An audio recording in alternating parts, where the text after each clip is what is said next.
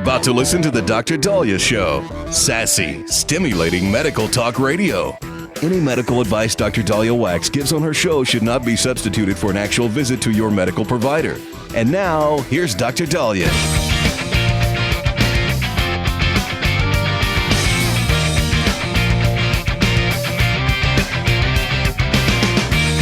All right. We are back on the Dr. Daliah Show. Thank you all for tuning in. 1-877 Dr. Dali, 1-877-DOC-DALI. So, you know, when the COVID pandemic started, we didn't know it was COVID.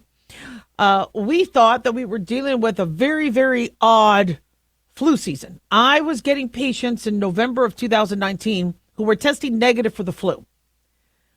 And they were calling in saying, look, I went to urgent care. I'm negative for flu, but I'm really feeling sick. And I'm like, well, this could be a pneumonia.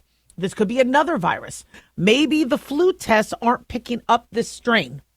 But if you're, if you're sick and you're having trouble breathing, you got to go in. You got to get seen. But there's, even if it's not flu, people would call up asking for flu medication. They go, but it feels like the flu, so give it to me.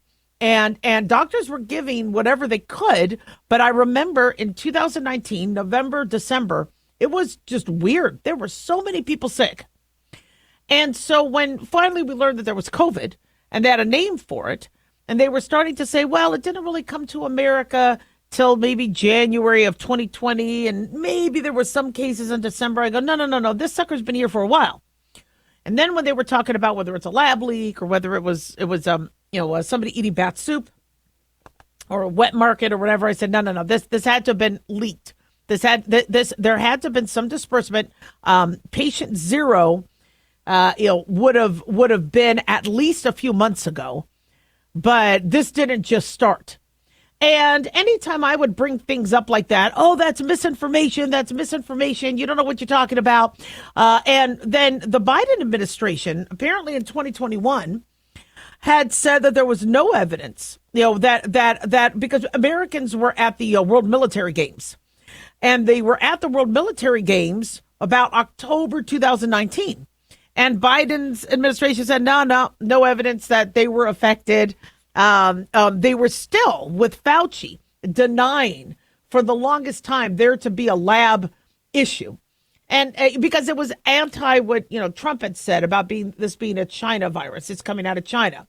In fact, China tried to say this came from Italy and frozen foods in Italy. And it was starting to be a mess. And so while we were starting to research and get more information in 2020, 2021, we kept being fed BS. Well, we have more evidence now that BS was given to us because apparently there was a report. And this report, apparently the Biden administration was required by law to release. This was a report at the end of 2022 where 7 U.S. military service members had apparently did contract a COVID-like illness after participating in the World Military Games in October 2019. Now, this report, from what we understand, this is mounting evidence that there was circulating virus. I mean, and the military obviously knew something was going on because they had members who were sick. But if you don't know what the virus is, you chalk it up to flu, you chalk it up to et cetera. But when we asked in early 2020, did anybody get sick? Anybody overseas? Anybody get sick? We didn't really hear much. So they do compile a report going, hey, now it looks like there were individuals. And if this was October 2019, that means the virus was circulating, which really the timeline to me, I believe it was end of the summer at the latest when COVID was leaked from the lab. And then that would make sense that it was already circulating. And while they were at the World Military Games in Wuhan, they get affected by it.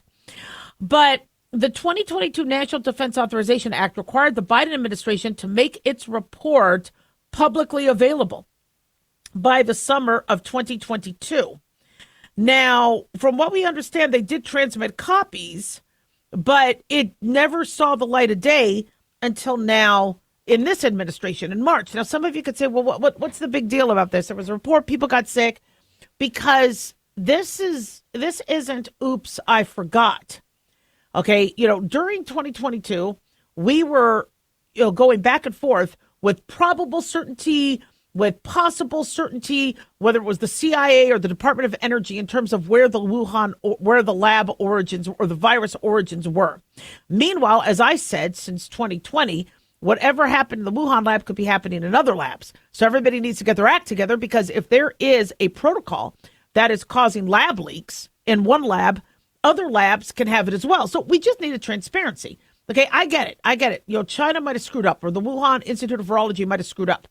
Okay, screw-ups happen. In fact, this wasn't their first screw-up. The first SARS outbreak of 2002 was deemed a lab leak by Singapore's health ministry's investigation.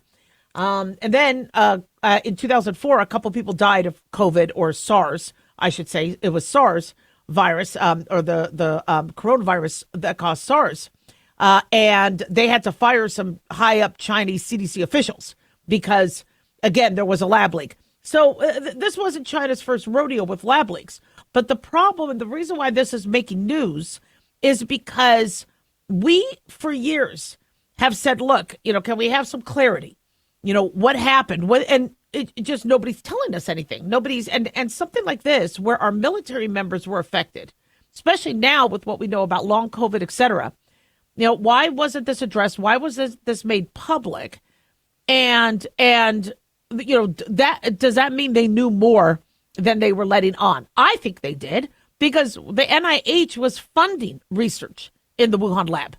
I mean, when you fund research, you kind of have a lot of access to what that lab is doing, and you inspect it, and you have follow up, and you send teams down to see what's going on with the research.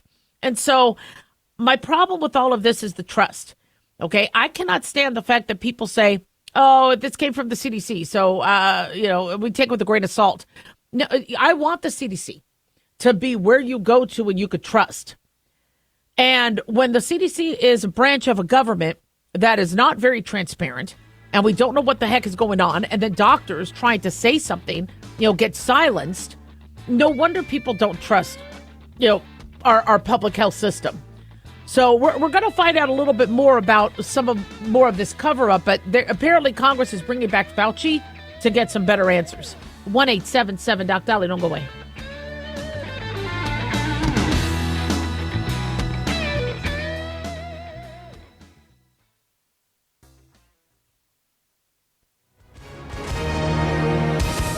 Hi, everyone. If you've been injured in an accident and think you deserve compensation, listen up. We have legal professionals standing by right now to answer your questions for free. They'll tell you if you have a case and how much it's potentially worth. Call 800-710-5100. I'm here with spokesman John Wolf. So, John, tell our listeners who should call right now. Well, Maria, first off, thank you for having me join you to answer the listeners' questions. Now, as far as who should call in, anyone who's been injured in an accident and think you deserve compensation, give us a call right now and find out how much your case is potentially worth. Call 800-710-5100.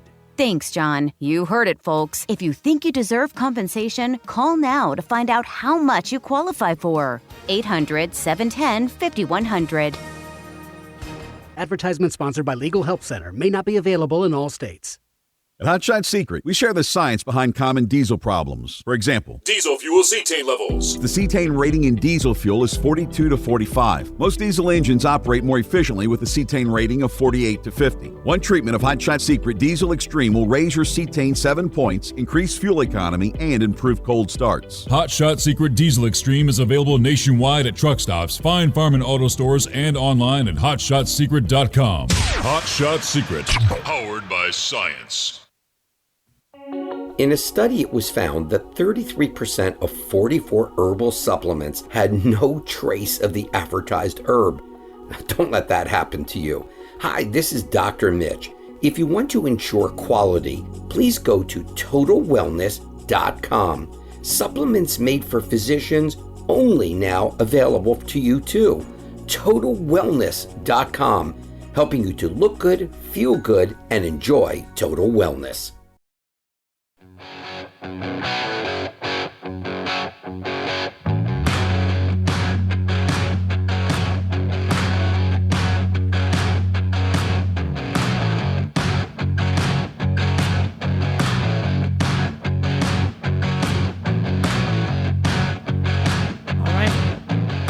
We are back on the Dr. Daliah Show. Thank you all for tuning in. 1-877-Dr. Dali, 1-877-DOCDALI. Big thanks to Talk Media Network for making the show happen.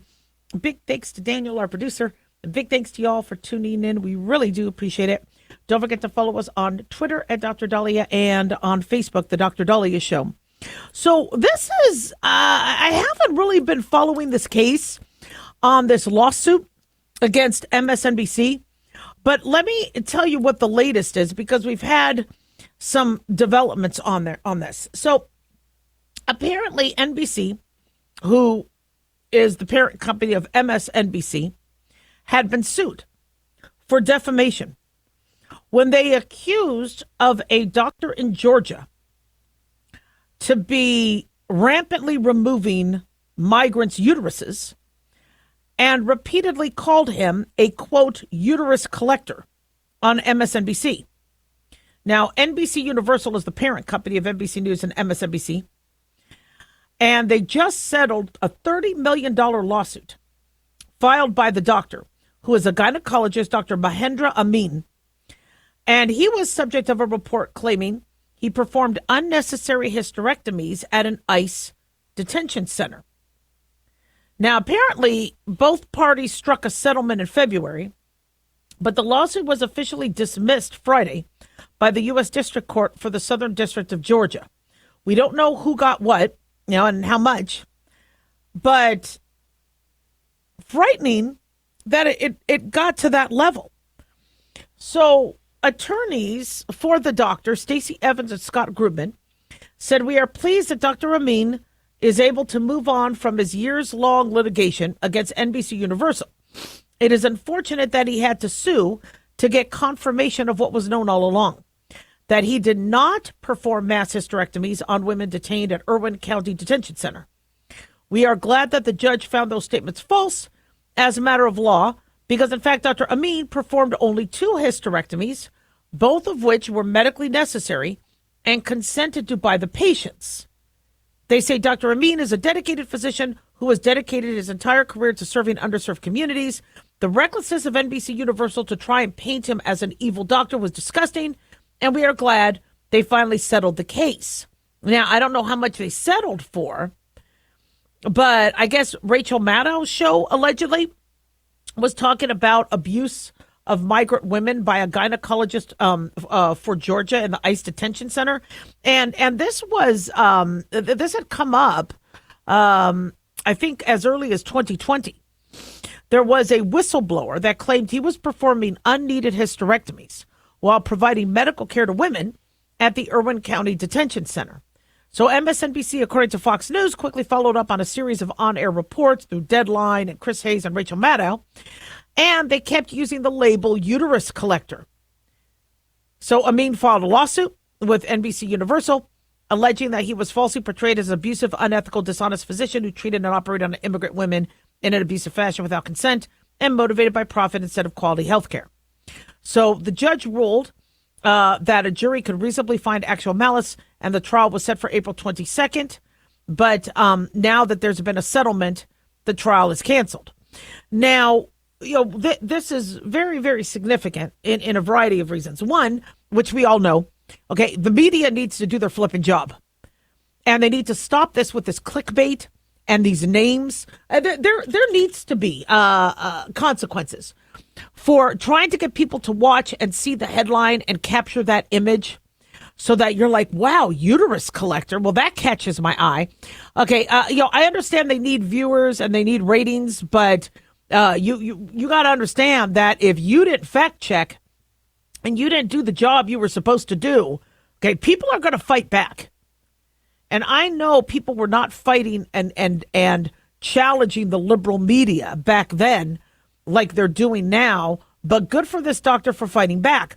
But another thing that I'm really, really concerned about is if you are a medical provider that is providing care for underserved populations, for decades, you were heralded as a hero, where you are, I mean, the average doctor, likes to have a suburban practice or concierge, and, where they see fewer patients a day, less pathology, easy. But, so for somebody to go, you know what, I'm going to work in detention centers.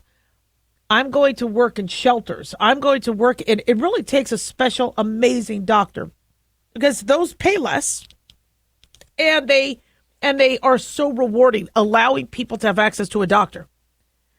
But if doctors see this, where if you work at a shelter, you could get accused of abusing women.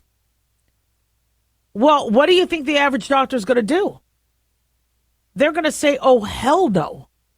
I'll pass.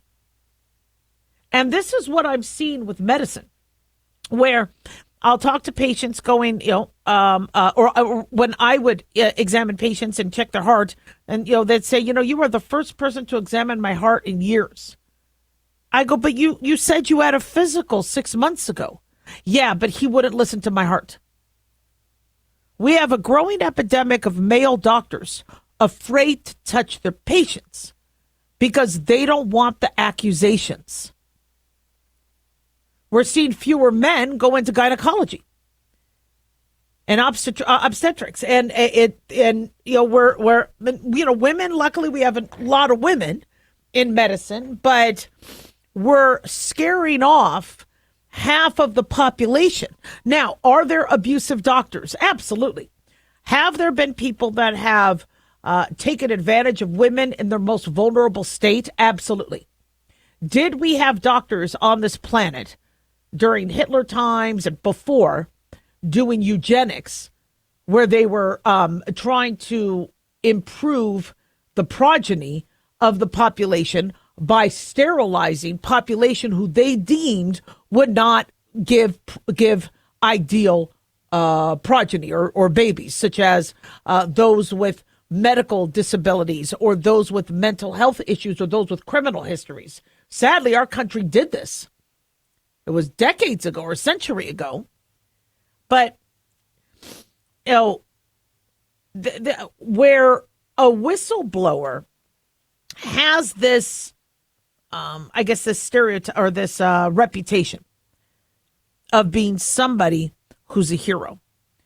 This is a whistleblower, meaning they had to stick their head up in a vulnerable state, put their neck out, right? Risk their neck to tell people something's going on, to blow that whistle and alert something. And so people already believe the whistleblower.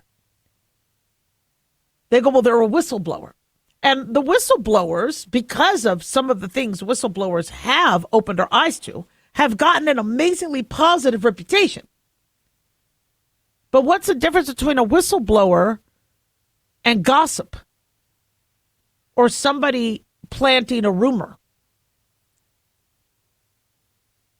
Well, if the evidence shows that happened, now if there's evidence.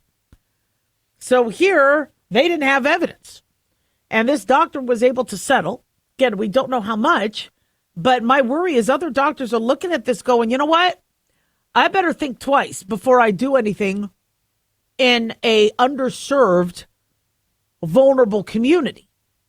Well, the problem with that is once a doctor has to stop and think about saving their own neck before the patient, that's a problem. One of the big issues we now have with medicine is the first person the provider tries to protect is right now themselves. There's a woman, I need a female nurse. I need a female nurse to come in with me. I can't go in there. I need a female nurse. Whereas you would just run in and start helping the patient. I got to put my gloves on. I got to put my mask on. I have to do this. I mean, and I get it. We should protect patients, and allow them to be a female, counterpart in the room. We did that because there were idiots who took advantage and assaulted and should have never been able to practice medicine. But now it's, okay, am I going to hurt myself? Am I going to be at risk for liability? And when I'm hearing that male doctors are not listening to a woman's heart, when you're hearing Good Samaritans are going to be less likely to perform CPR on a woman because they don't want to be accused of touching their breasts and their chest, then women are now in dire straits. So NBC definitely got a spanking on this one, and I hope other media outlets learn their lesson. 1-877 Doc Daliah.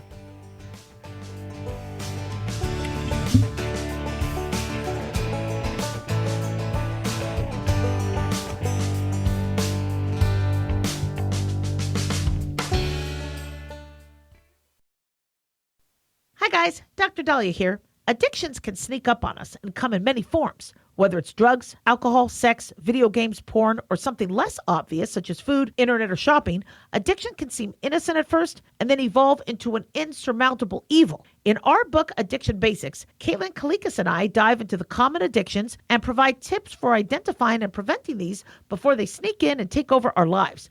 Addiction Basics can be found on Amazon or my website, drdaliah.com. Check it out. Carl Amari here to tell you about our newest website for old-time radio lovers. It's 100radioshows.com. At this site, there are 5 old-time radio shows waiting for you to download free as our gift to you, and be sure to browse the additional 700 old-time radio shows available to you for 70% off by using the promo code RADIO at checkout. This is a limited-time offer, so log on to 100radioshows.com. That's 100radioshows.com.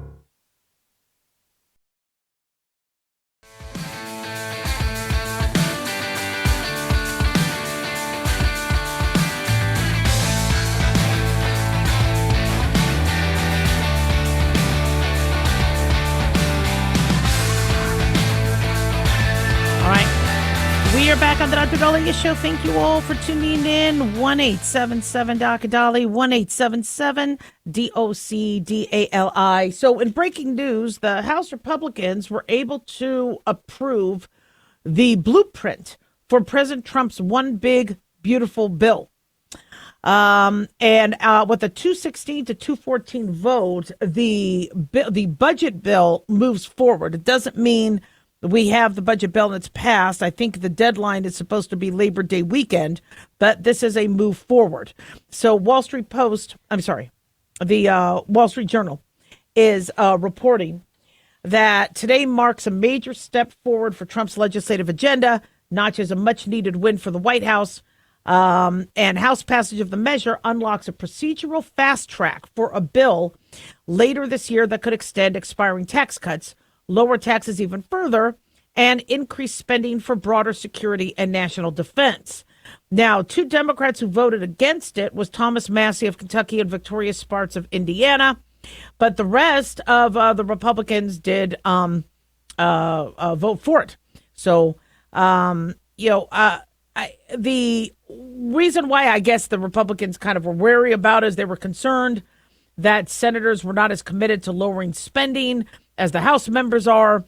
And so I know John Thune, Senate Majority Leader, and House Speaker Mark Johnson, do want to have lower spending. They are. It's a very interesting new sort of, shall we say, Congress in terms of the first time it was, we really don't like Trump and some of us don't agree with Trump. And so, less got done. And now everybody kind of seems to be, I don't want to say everybody, but you have a lot more people in agreement. And, some of my listeners who are and followers who are not conservative, have been characterizing that as, people are just feeling bullied, where Trump is a bully and nobody wants to go against the bully. And I get why the left says that, but I see it a little differently.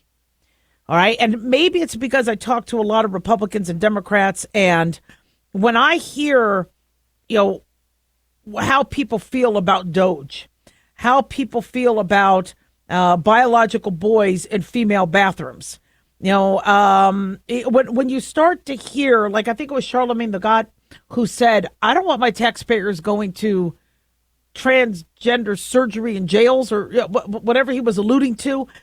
When you start to hear what the American public wants, then, is it that Trump is being a bully and that these congressmen and senators are like, okay, well, we're just gonna just follow the line, toe the line, and not or is it that, look, this is what my constituents want. Okay, they want a stronger border. They want less spending. Okay, I wasn't voted in to just buck whoever the sitting president is. Now, maybe there are, constituents who say, look, if it's Biden or if it's Trump, just do the opposite. But if I was a congresswoman for Nevada or a senator for Nevada, I would ask Nevadans what they want. I would be doing frequent polling. I would be meeting with them. And I'm like, look, okay, I need to vote, but I'm here to represent you. How does this help? What do you need? And if they're like, look, I want to know my tax money isn't being wasted. I want to know that people in the government are not flying private jets on my dime. I want, so when you start to kind of, read the room, well, this is what people want. A lot of people are really unhappy that, we give billions of dollars to Ivy League. Now, read the room. Now, is Trump very formidable? Is being against him not very politically popular? Well, if people feel that way, it's because Trump is very popular. Okay, Trump didn't bully voters. People wanted him. People supported him. But your job as a congressman and a senator is to represent your district and represent your state. It's not to vote Democrat all the time or vote Republican all the time. But if your state wants, something in this bill or something, and that's kind of why these bills have so much pork, because these senators have to go back, you see what I did for my state? You see what I did for my state? Which is why I really think there needs to be line item and just, I understand Trump wants this big, beautiful bill. I kind of like the idea. I think things get done faster if we could say, all right, this bill covers this. This bill, like Obamacare. Why the hell was it a 2,000-page bill? It's a cluster. Now our healthcare system is an absolute mess. We have 1 in 4 Americans on Medicaid. And not Medicare, not that they're disabled, Medicaid. Why aren't we improving people's ability to work? Why aren't we improving wages? Why, there's so much that went wrong, but everybody had to just throw what they wanted in this bill. And so, looking at them trying to cut $1.5 trillion in spending, and this is why these DOGE checks are going to be very important. And I've said this before. If you are going to save money and reduce waste, abuse, and fraud, and taxpayers spent this money, giving them some of it back is fantastic. And giving it to them in their pockets, it's a tall order, but it's fantastic. I would not just do a one lump sum. I know some people prefer that. But what I would do, because people are saying, well, where's our check now? Well, Elon Musk has found, and his team has found the waste, the fraud, the abuse. He just has to, now, how does it translate into, okay, now the money is saved? Is that a year from now? So what I think is every, few billions of dollars, then go and submit taxpayer checks. Okay, and then a few months later, okay, we saved you guys more money. Here's a refund. We saved you guys more money. Here's a refund. And that's going to keep the taxpayers engaged. We get a tax refund if we overpay taxes each year. And so if we overpaid, then we should be getting that money back. But if you want to keep people engaged with the process of, okay, let's cut spending, let's, do smart spending, let's make sure our food stamp program isn't going to junk food, things like that, then I think people need to feel engaged. And it can't just be a one-time check or even if it's $25 back or $50 back or $150 back. But if they are starting to get checks every few months showing, guys, this is a percentage of your tax dollars we want to give back. I think it could really engage people. So on taxes, they say Republicans are split. You know, you have some Republicans wanting an increase on the $10,000 cap on state and local tax deductions. You know, others want to keep clean energy tax breaks that the Democrats expanded. So, you know, not everybody thinks alike, and that's why this is going to, you know, still be a process. And the House plan requires at least $1.5 trillion in spending cuts over a decade and allows $4 trillion in tax cuts. If spending cuts go up, the tax cuts can increase. The Senate wants to lock in $4 billion of spending cuts and allow more than $5 trillion in tax cuts. So the senators said they were aiming for larger spending cuts, but wanted to preserve flexibility as they write the bill. I don't know why it's taking so long. I think, you know, this could go a little faster because people are getting antsy, but at least some movement has been made. So, you know, we'll see. But I've been asked to run for office many times. I just don't think I want to do it. I mean, if I go in there, I think I would be a lot like Trump in terms of, okay, guys, let's be smart. This is stupid. Why are we doing it? But it sounds like everybody tries to do that, and then they just, you know, it's like a whisper in a crowded concert. 1-877 Doc Daliah. Don't go away.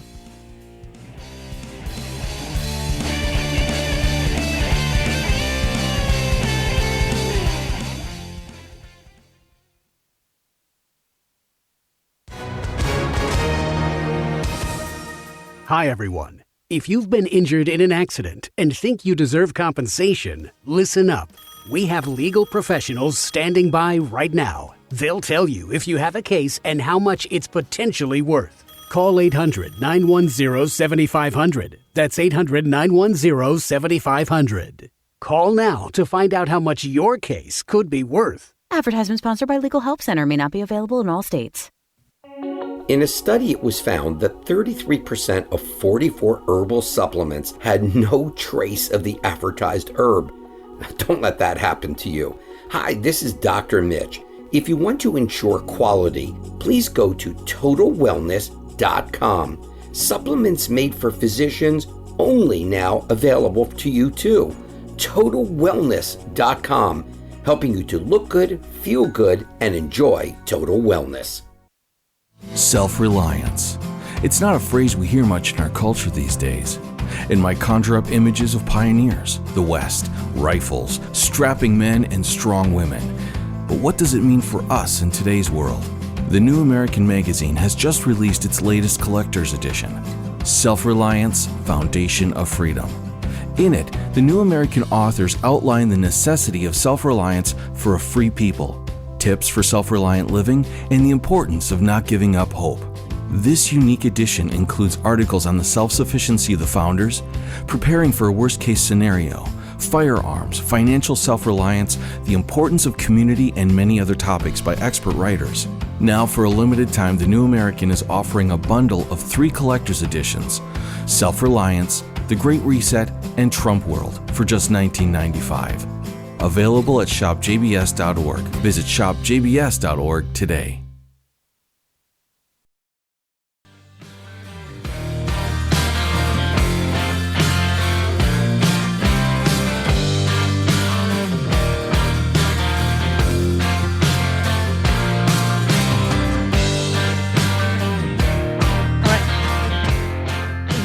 Dr. Daliah Show. Thank you all for tuning in. 1-877 Dr. Daliah, 1-877 DOCDALI.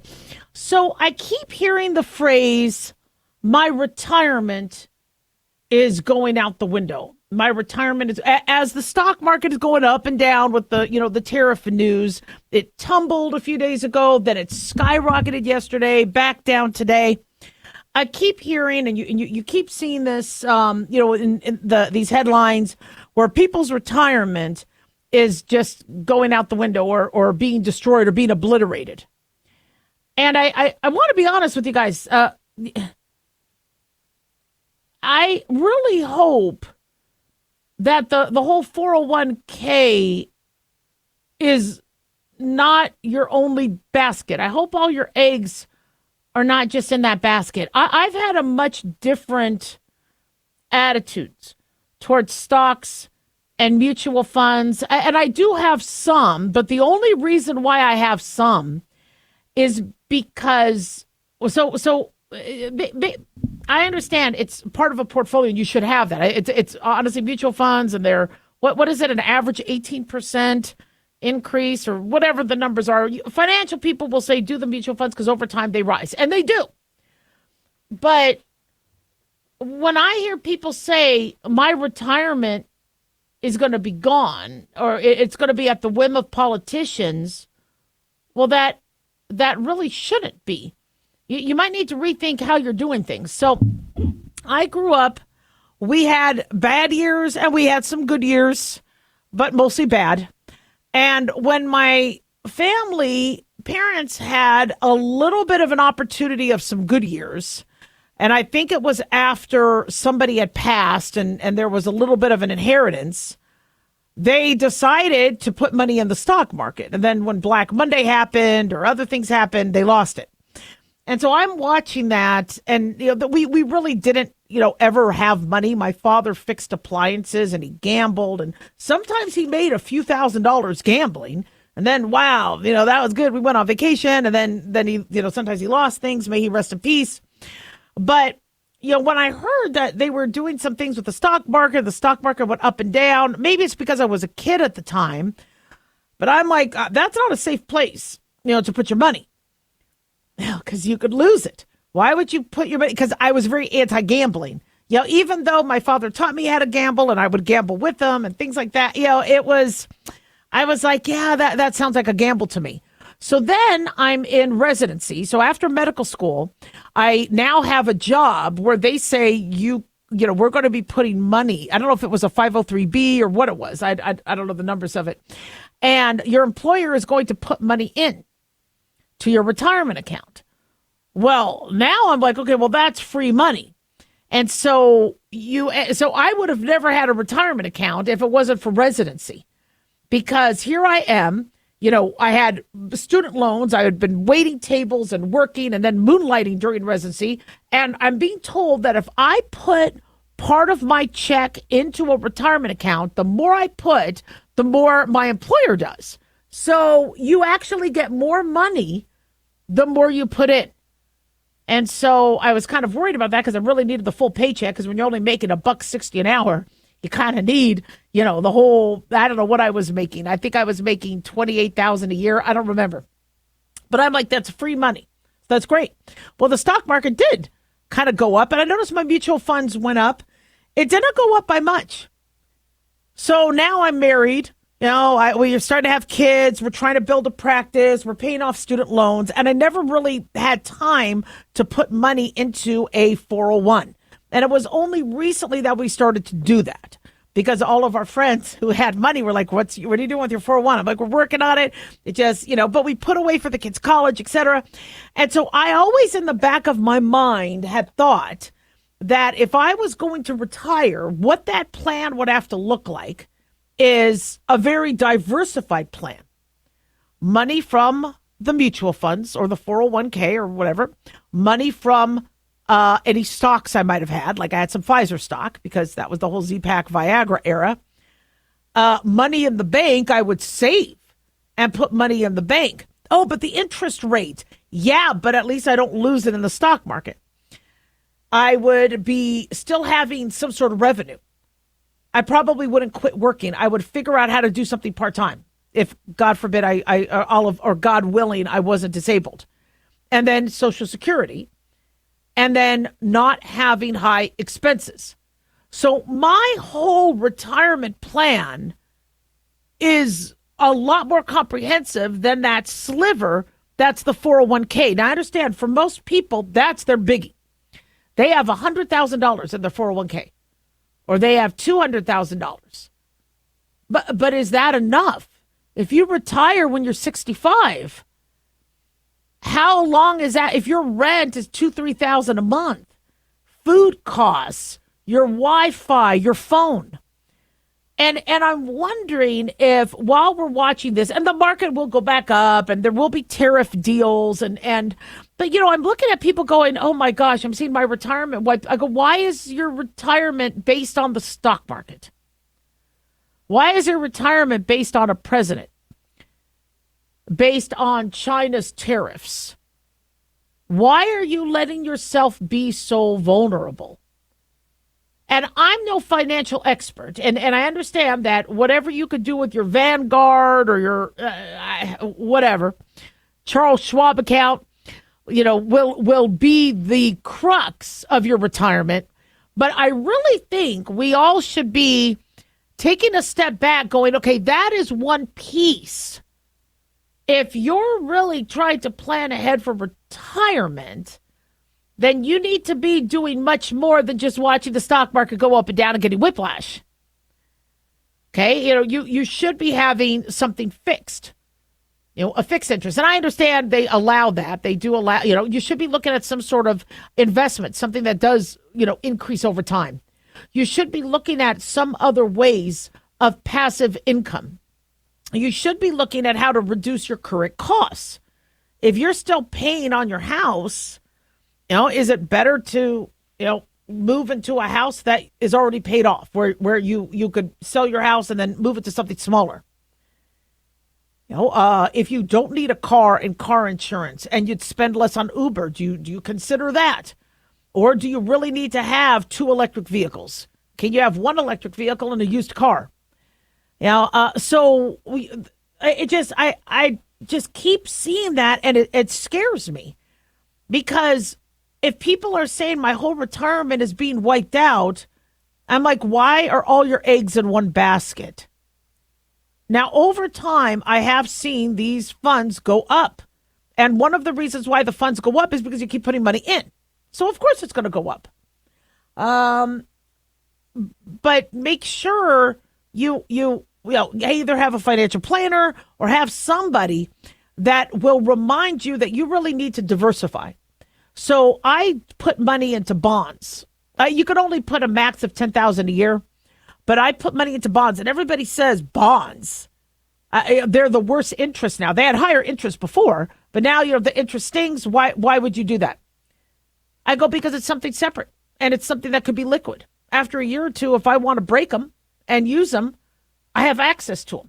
Why not? Why not have a 401k, some stocks, lower my expenses, and some bonds? Why not? We keep going, well, you got to go for the highest interest. You got to go for the highest interest. And then it's funny, because when you do get to look at what you get to invest in, the more risky, the higher the interest. Well, what if I don't want risky? And so my plan is slow and steady. So all I'm saying is, if everything you own is all based on your 401k, look at other ways to make yourself a little bit more solid, because I got to tell you, the market's going to go up and down. That's what it does. 1-877-Daliah.